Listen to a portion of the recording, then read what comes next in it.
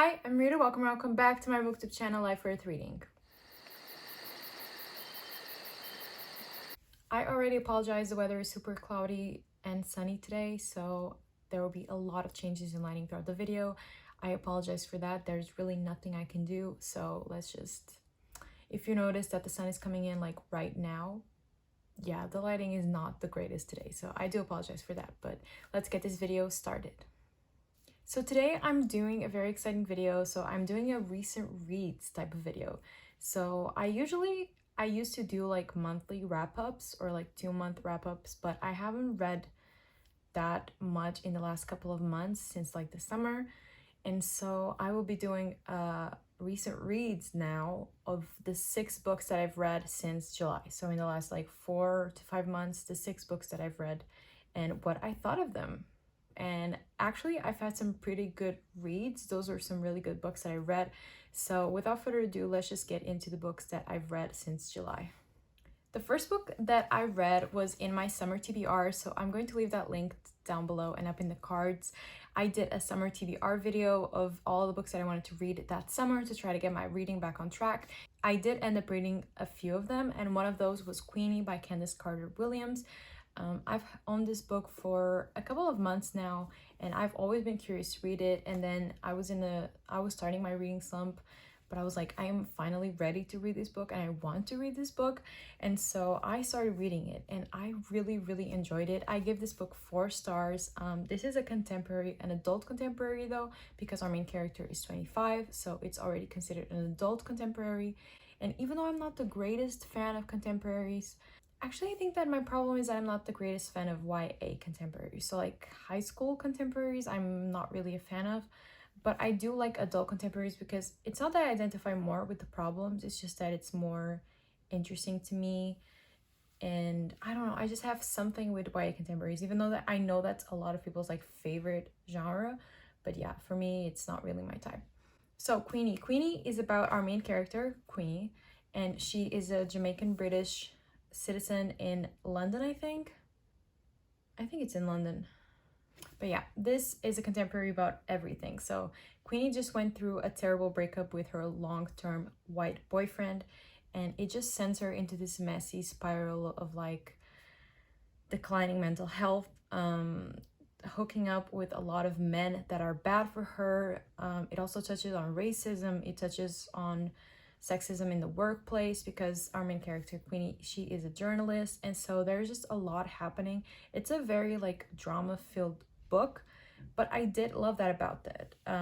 The happy parts were really happy, the like funny drama parts were happy, but it was also very heartbreaking sometimes. Like you really, if you end up I ended up really connecting with Queenie, so I think that if you end up really connecting with Queenie, you will feel a lot for her. Like you will feel everything that she goes through, and it's so heartbreaking sometimes. But yeah, it's an adult contemporary, touches on all of the subjects that probably the majority of us at mid-20s go through, and so it is so interesting. The writing was very fluid, it was fast, it was funny. And if you enjoy adult contemporaries, or if you had your eye on this and you're not sure if you should read it or not, I think that you definitely should. I really like the ending, like everything just comes together and it's like a new start for Queenie, and I really enjoy that. And yeah, I'm really glad that I read this book finally, and it was a 4-star read. The next book that I want to talk about, oh my god, this book. Okay, I read this on ebook, and it's People We Meet on Vacation by Emily Henry. You've heard about it. The hype has kind of died down since it came out, but you've heard of it. You've probably read it, probably. And if you're anything like me, you absolutely loved it. It was a 5-star read for me. It was so far my all-time favorite romance. It follows Poppy and Alex. They've been best friends since college, and every summer they take this trip together, and it's so cute, it's so wholesome. It really gives, if you've seen the film and if you enjoyed it, When Harry Met Sally, it really gives those vibes, because they've like been best friends for years, and they started off kind of not liking each other, and then they just grew into like a beautiful friendship and into a romance. So if you like the film When Harry Met Sally with Meg Ryan, please, you have to read this book. And if you've liked this book and you haven't seen the film, you have to see the film. So yeah, it really reminded me of that movie, and so it just made me love it even more. But yeah, Poppy was very like extroverted. She was always like the life of the party, and Alex is a much more quiet, introverted person. And I really loved their dynamic. I don't know, I just thought it was so sweet. And basically what happens in the book is that they've been taking this trip a year for a long time. I don't know how many years, but like almost 10 years, I think. And then they have like this big falling out, and you don't know why. And so when you start the book, they're no longer kind of friends. And so they take this one last trip together to try to like reconstruct their friendship, and you just end up finding out what happened, why they had a falling out. And I mean, yeah, it's a romance. It's a friends to lover, like best friends to lovers romance.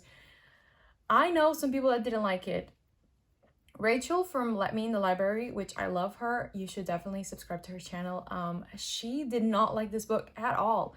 And you know what? I respect it, but I don't agree. I feel like this book is wonderful. Most people who read it give it 5 stars. I haven't read Beach Read by Emily Henry, and I don't think I will, because I don't want to take down this image that I have of her as an author, because I feel like Beach Read is a very much more polarizing read, and so I just want to read people on vacation. But if you like romance, if you like friends to lovers romance, read this book. Read this book. It is so sweet. It is so cute. I was just dying for them to get together, and it's my now all-time favorite romance. If you think there's a romance that can top it, please leave your recommendations down below, but so far this is my absolute favorite one. 5 fucking stars. Next up, also in the summer, I read a very, very hyped young adult thriller, like a YA dark academia, and that is Ace of Spades by Farida Abike Amide. This is like one of the most hyped books of 2021. Like, you could not escape this book when it came out. And actually, there's a Portuguese version coming out, like a translated version coming out soon. And so I know that a lot of Portuguese people are like really, really looking forward to reading this.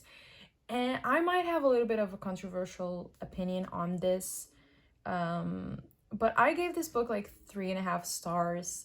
Listen, I'll get into it. First of all, I read this book for a vlog of mine in which I read like 2 very hyped up like dark academia thrillers, and so I will also leave that video down below. But Ace of Spades, I don't know, I think it was a bit too hyped for me. Like, it was a bit too hyped for me. I went into this too great of an expectation, and some things let me down a little bit. So let's just get into a summary of the plot. So this book is about Chiamaka and Devon, and they're the only 2 like Black students at this all-white prestigious private academy.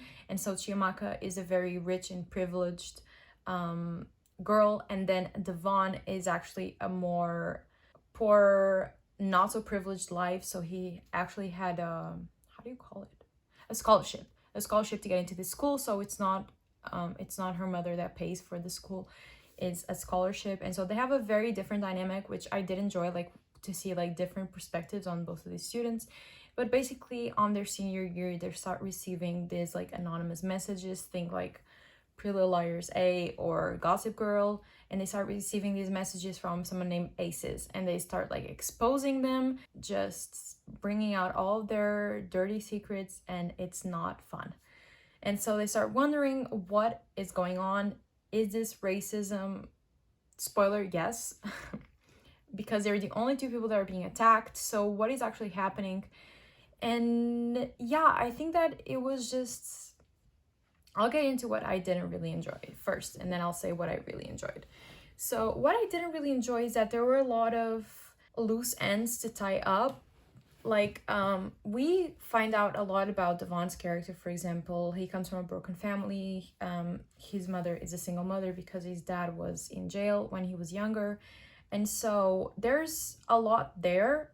This author goes into detail about their lives, about their families, about who they are, to get you to connect to the character. And I ended up really connecting with these characters. But then there's a lot of loose ends on a more personal like side of things. So the main plot is resolved. You find out who Aces is. There's a big like confrontation. Everything is kind of solved. I'm not gonna spoil anything.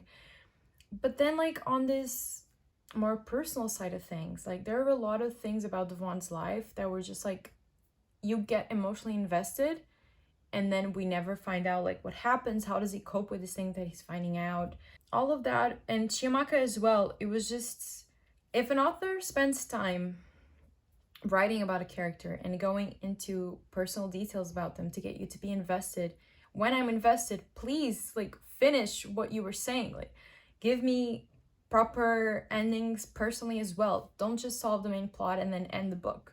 You know, that's one of the things that I didn't like. I wish it was more, I wish it wasn't so like open-ended. I wish that we got to see a little bit more about them. Then I feel like the main plot overall, it was just a little bit too grand to be believable. And I know it's a thriller, it's a dark academia, like you have to suspend your disbelief, but it was a little bit too unbelievable, maybe. Not in the root, because there's a lot of racism. This is a prestigious white school, so that's not off base, but like what actually happens in this scale of what happens is a little bit unbelievable for me, and so I didn't really enjoy it. And finally, like the epilogue, it was just too many years later. Like we find out that they've remained friends, that they actually created something together to help other Black students, which I thought was just amazing. But we don't see any of it. It was just like a tiny epilogue way too many years later when it's already all built. And I wish that we got to see a little bit more of that, because I think that it's a really interesting concept that I wish the author had explored a little bit more. Other than that, I thought it was a great book. The plot was really like fast. It was well paced. I was like at the edge of my seat.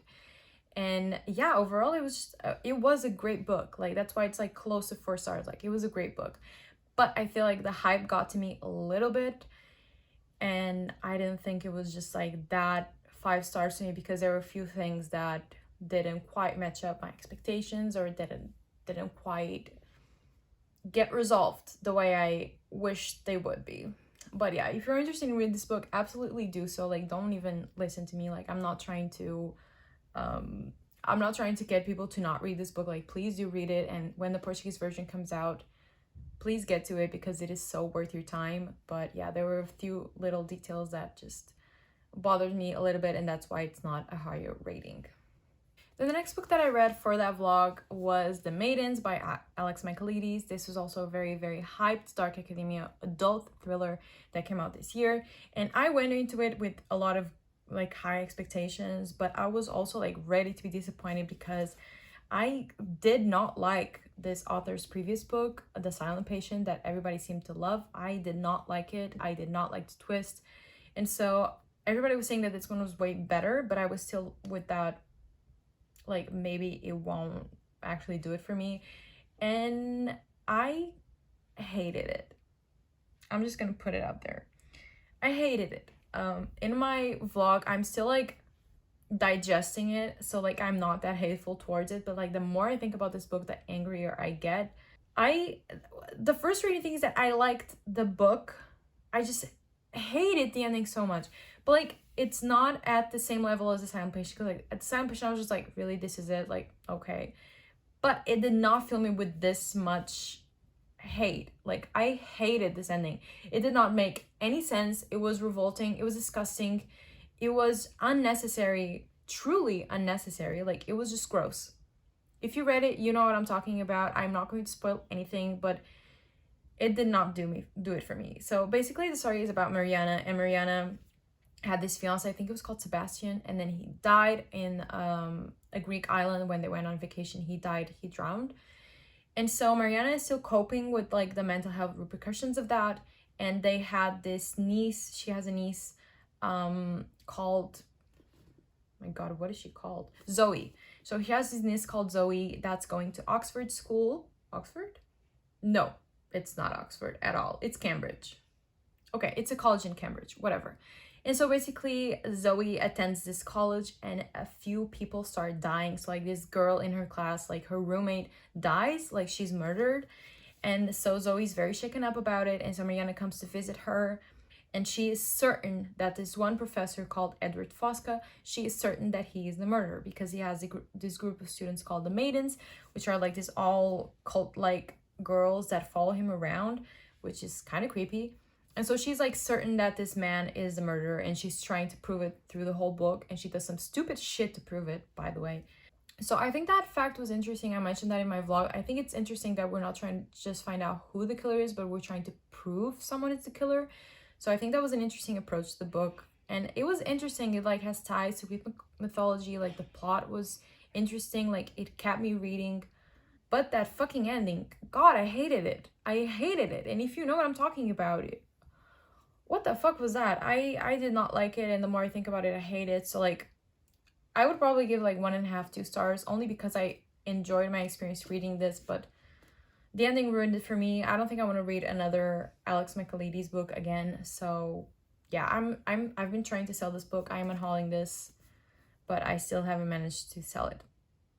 So yeah, but I'm unhauling this. I did not like it. 1.5, 2 stars, probably 1.5, and I do not recommend, actually. I really don't.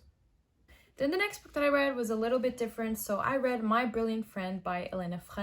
This is an Italian author. I think that's a pseudonym. I don't think that's her real name, and nobody actually knows who she is. And so I read this book because this is like a quartet that's being talked about a lot in recent years. So it's not like a 2021 thing, but it's like in recent years I've heard a lot about these books. And so I just wanted to give them a try. And I actually really enjoyed this one. I've only read the first one because actually the books are quite expensive. So I'm looking for secondhand that follow this one, like the sequels. I'm looking for the secondhand sequels. But I really enjoyed this book. So basically this is about Naples. Is that how you say it in English?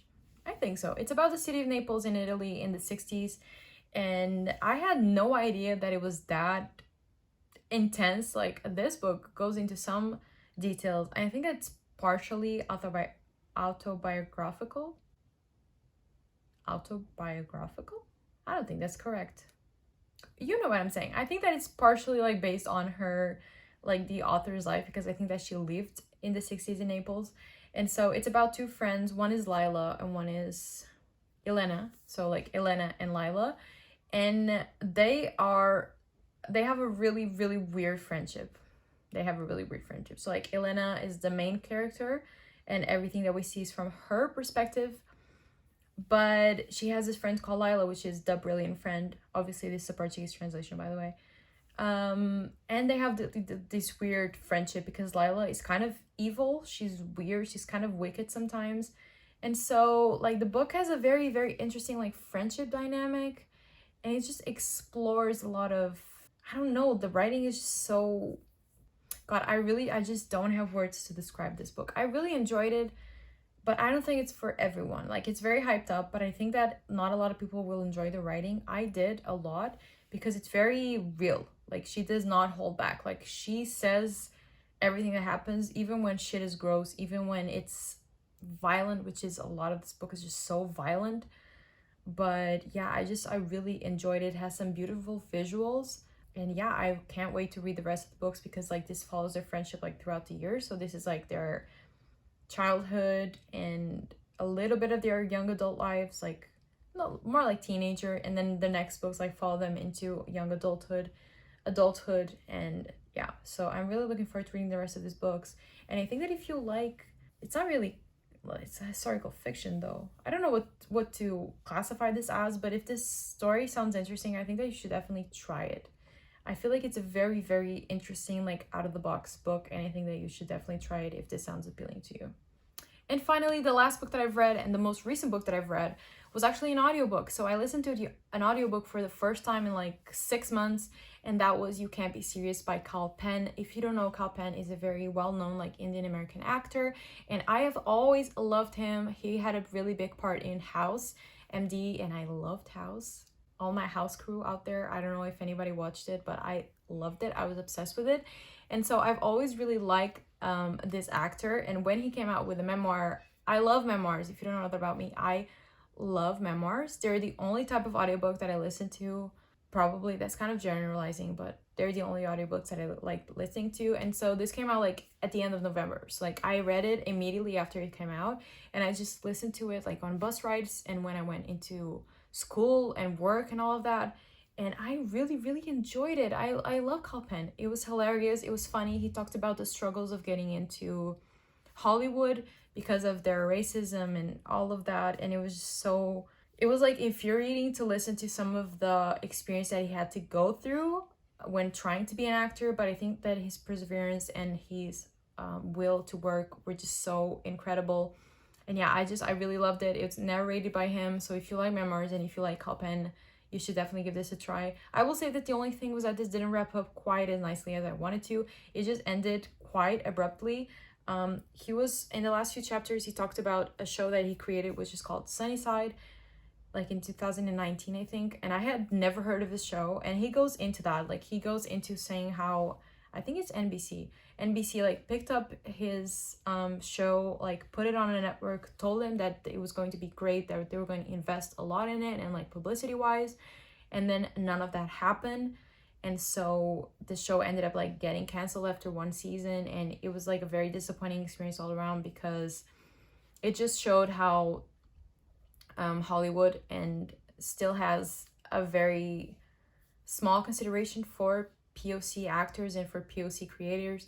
And so it was very heartbreaking, but like the book just ends after that, and we don't get into like any of his perspective for the future, like what he wants to do next, how he's going to change after the experience that he's had in the recent years. Like, and I really wanted to hear about that. He was just like talking about this show, and then the book was like, okay, thanks for listening. I'm like, wait, what? Like, let me know, like, what are you gonna do next? Like, are you going to create another show? Are you going to try something new? Are you going to try to be a director? Like, let me know what you're trying to do so I can follow you. But yeah, he didn't go into any detail. Like, the book ended quite abruptly, but if it sounds interesting to you, like Hollywood and all of that, I think that you should definitely give this a try. Like, he's hilarious. I love him, and I love memoirs, so it was like an easy 4.5 star for me. And yeah, those are the 6 recent books that I've read. Recent meaning in the last like 5 months. I have been slacking off completely. I hope that I'll still read like one book in December. Like, that's my hope, that I'll still read at least one. But so far, it's nothing. I hope that you enjoyed this video. If you would like to see more from me, you can always subscribe to my channel for more bookish content. And you can follow me on Twitter, and you can follow me on Bookstagram, even though I am literally never there. But I am very active on Book Twitter, so you can follow me there. I'm going to leave a link in my description box so you can go follow me. Yeah, I think that's all that I got to say. So I hope that you have a nice day, and always remember that life is worth reading.